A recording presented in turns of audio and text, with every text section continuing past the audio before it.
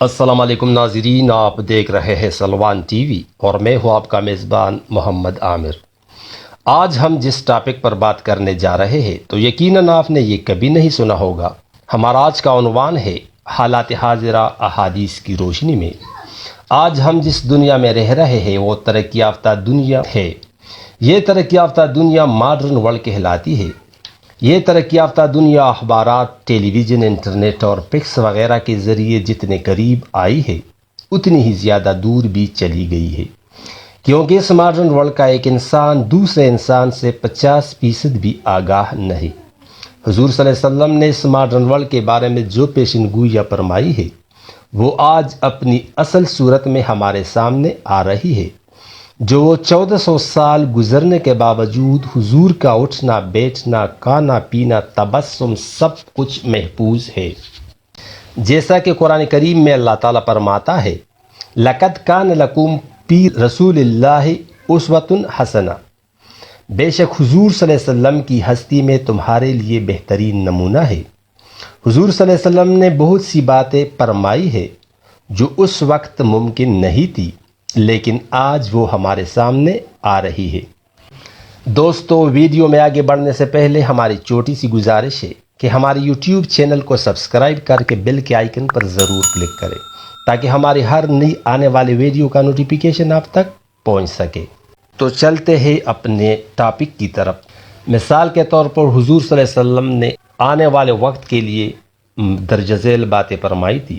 ایک وقت آئے گا کہ مکہ کی زمین کو چیر کر اس میں نہروں کی سراہیں ہوگی اور عمارات پہاڑوں سے بلند ہوں گے۔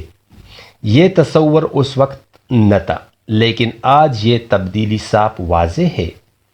ایک وقت آئے گا کہ سال مہینے بن جائیں گے، مہینے ہفتے، ہفتے دن اور دن گھنٹے بن جائیں گے۔ انسان پہلے دن کے چاند کو دیکھے گا اور کہے گا یہ تو پورا چاند ہے۔ ایک وقت آئے گا کہ لوگ سود کھائیں گے، اور جو لوگ سود نہیں کھاتے ان تک بھی یہ سود پہنچ جائیں گے۔ ایک وقت آئے گا کہ رشتہ دار رشتہ داروں کی شکایت کریں گے اور سوالی خط پھیلائے گا اور کثرت سے وہ خالی خط لوٹا جائے گا۔ ایک وقت آئے گا کہ لوگ تجارت و کاروبار کریں گے اور کوئی امانت دار نہ ہوگا، جو ہوگا اسے بے وقوف کہیں گے۔ ایک وقت آئے گا کہ سرکاری مال کو ذاتی ملکیت سمجھا جائے گا، امانت غنیمت سمجھی جائے گی، آدمی کی عزت اس کی برائی کی وجہ سے کی جائے گی، قوم کا رذیل ترین آدمی ان کا لیڈر ہوگا، آلات موسیقی اختیار کی جائے گی اور ہر گھر سے موسیقی کی آواز آئے گی۔ ایک وقت آئے گا کہ شوہر بیوی کا مطیع ہوگا، بیٹا ماں کا نافرمان بن جائے گا، مساجد میں شور ہوگا، نشہ آور اشیاء کا کھل کر استعمال ہوگا، مرد ریشم پہنیں گے۔ حضور صلی اللہ علیہ وسلم نے فرمایا، میں تمہارے بارے میں 6 باتوں سے ڈرتا ہوں جن میں 5 درج ذیل ہے۔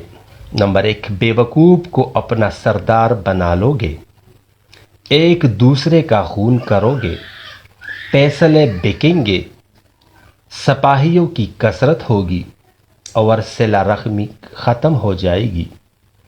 ایک وقت آئے گا کہ مومن لوگوں کے درمیان خوف سے گزرے گا۔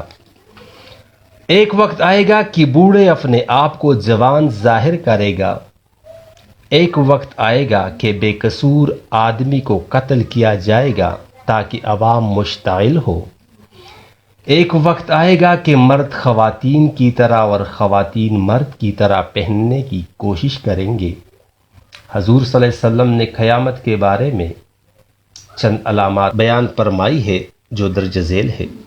لوگ نماز ضائع کریں گے، سود کھائیں گے، جھوٹ پر چلا جائے گا، دین کو فروخت کر کے دنیا کمائیں گے، قطع رحمی کی جائے گی، سچ کو جھوٹا اور جھوٹے کو سچا سمجھا جائے گا، تہمت تراشی ہوگی، اپنے اگلوں کو برا کہا جائے گا، قرآن کو آرائش کیا جائے گا، مساجد کے اونچے مینار ہوں گے، عورتیں مرد اور مرد عورتوں کی شکل اختیار کریں گے، آخری زمانے میں لوگ مسجد کے دروازوں تک گدوں پر بیٹھ کر آئیں گے۔